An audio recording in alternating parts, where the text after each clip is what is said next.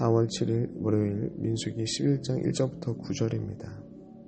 여호와께서 들으시기에 백성이 악한 말로 원망하며 여호와께서 들으시고 진노하사 여호와의 불을 그들 중에 붙여서 진영 끝을 사르게 하시며 백성이 모세에게 부르짖으며 모세가 여호와께 기도하니 불이 꺼졌더라. 그곳 이름을 다베라라 불렀으니 이는 여호와의 불이 그들 중에 붙은 까닭이었더라. 그들 중에 섞여 사는 다른 인종들이 탐욕을 품으며 이스라엘 자손도 다시 울며 이르되 누가 우리에게 고기를 주어 먹게 하랴. 우리가 애굽에 있을 때에는 값없이 생선과 오이와 참외와 부추와 파와 마늘들을 먹은 것이 생각나거늘 이제 우리의 기력이 다하여 이 만나 외에는 보이는 것이 아무것도 없도다 하니 만나는 가시 같고 모양이 진주 같은 것이라. 백성이 두루다니며 그것을 거두어 맷돌에 갈기도 하고 절구에 찢기도 하고 가마에 삶기도 하여 과자를 만들어 먹었으니 그 맛이 기름 섞은 과자 맛 같더라. 밤에 이슬이 진영에 내릴 때 만나도 함께 내렸더라. 아멘. 오늘 본 말씀을 보시면 이스라엘 백성들이 시내산을 출발해서 가데스 바냐까지 이동하는 수일간의 행군 도중에 발생한 사건을 다루고 있습니다. 이 내용은 짧은 행군의 여정 사이에 두 번의 이스라엘 백성들의 불평이 있었고 그것으로 인해 하나님의 심판이 있게 됩니다. 그 원인이 무엇인가? 내용을 좀 살펴보니 오늘 본문에서는 두 가지를 얘기하고 있습니다. 첫 번째는 사람의 말이 원인이었다. 두 번째는 사람의 탐욕이 원인이었다. 이 두 가지를 말씀합니다. 먼저 1절부터 3절까지 나와 있는 내용을 보시면 사람의 말이 원인이 되었다라고 말합니다. 1절 함께 보시겠습니다. 여호와께서 들으시기에 백성들이 악한 말로 원망하며 여호와께서 들으시고 진노하사 여호와의 불을 그들 중에 붙여 진영 끝을 사르게 하시매. 여기서 보면 여호와께서 들으시기에 라고 의역되어 있는데 뭔가 여호와께서 주의 깊게 들으시는 것처럼 의미가 전달됩니다. 그런데 원문의 의미는 정반대입니다. 여호와께서 뭔가 들으시는 게 아니라 반대로 여호와의 귀에 악한 말로 백성들이 원망하며 라는 것이 원문의 의미입니다. 여호와 앞에서 대놓고 악한 말로 원망을 했다라는 의미이죠. 특별히 여기서 원망하며 라는 히브리어 아나는 원문의 의미를 살펴보니까 원망하는 자들이 되었다라는 뜻입니다. 이 표현은 이들이 한순간에 원망의 발언을 했기 때문에 하나님이 심판받았다라는 것이 아니라 끊임없이 악한 말로 원망하는 상태가 되었다, 원망하는 자들이 되었다라는 것을 보여줍니다. 그래서 하나님께서 진노하시고 심판하신 것입니다.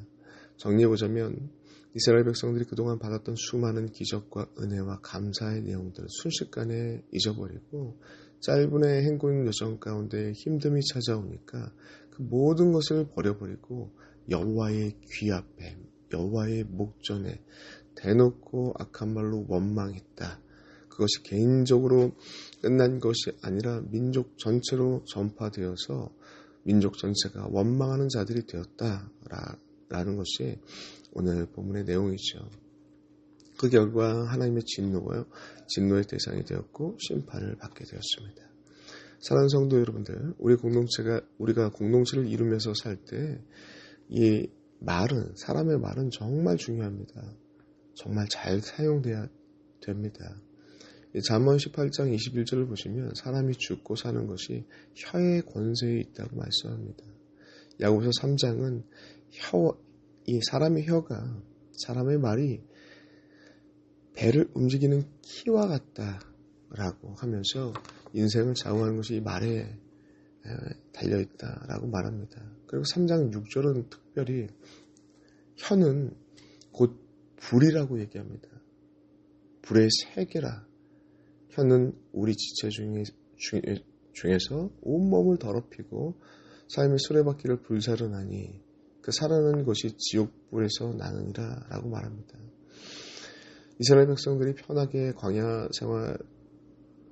신의 광야 생활에서 1년간 있다가 다시 행군이 시작되었더니 힘들었겠죠. 불만스러웠겠죠. 불평이 있었을 수 있습니다. 그러나 이스라엘 백성들의 문제가 무엇이냐?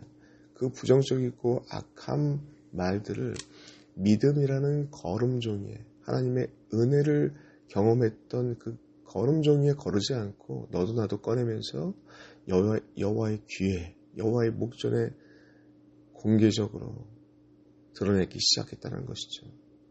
마치 이 악한 말들이 지옥의 불이 되어서 순식간에 짧은 이 행군의 여정 가운데 모든 민족이 원망하는 자들이 돼버리게 만든 것입니다.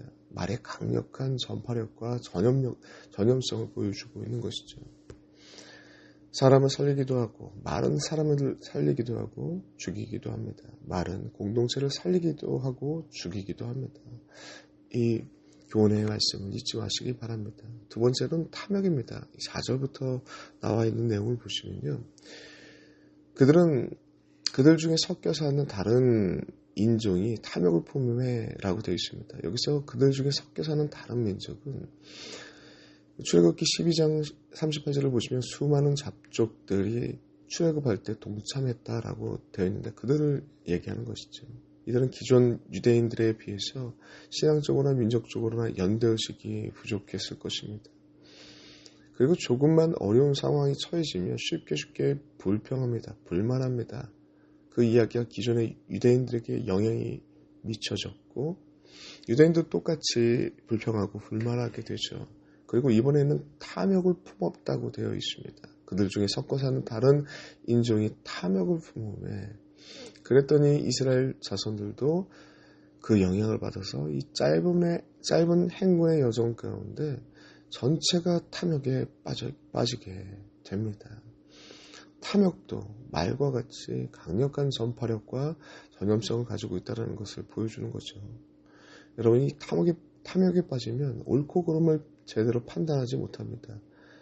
은혜와 감사가 사라집니다. 비교합니다. 5절 있죠. 불평합니다. 6절이죠. 4절 울며 한탄합니다. 우울감에 사로잡히게 되는 것이죠. 탐욕의 원문의 의미는 바라다, 시기하다라는 의미를 가지고 있는 타이와라는 표현에서 오는 것입니다. 말 그대로 더 바라고 각자가 더 바라고 더 시기하고 더 가지려고 하고 그러면서 비교가 나오고 불평이 나오고 울며 한탄하는 일이 나타나는 것이죠. 말 그대로 만족이 없어지는 것입니다. 아주 불행한 상태가 되는 것이죠. 여러분 잠언의 말씀을 보시면 탐욕스러운 자는 다툼을 일으키고 라고 말합니다.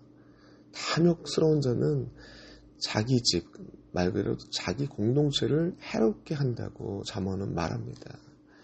이스라엘 백성들은 짧은 행군에서 드러나는 나를 무너뜨리고 공동체를 무너뜨리는 거 바로 말에 있었습니다. 탐욕에 있었습니다. 이게 오늘 본문의 교훈의 말씀이죠. 오늘날 우리의 개인과 가정과 교회에 적용되는 말씀입니다. 악한 말이 아니라 생명 살리는 믿음의 말들을 하시기 바랍니다. 탐욕이 아닌 말씀을 기준으로 한 절제와 만족과 자족을 찾는 주의 백성 되시기를 간절히 소망합니다. 기도하겠습니다. 하나님 너무나도 감사합니다. 오늘 귀한 말씀을 통해서 인간이 이 땅을 살아갈 때 악한 말, 탐욕, 그것은 개인과 공동체를 무너뜨린다는 것을 보았습니다. 하나님 아버지, 우리가 믿음의 말을 하게 하여 주시옵시고 탐욕이 아닌 말씀을 기준으로 한 만족과 자족과 절제를 할 줄 아는 주의 백성들 될 수 있도록 인도하여 주시옵소서. 예수님의 이름으로 기도드리옵나이다. 아멘.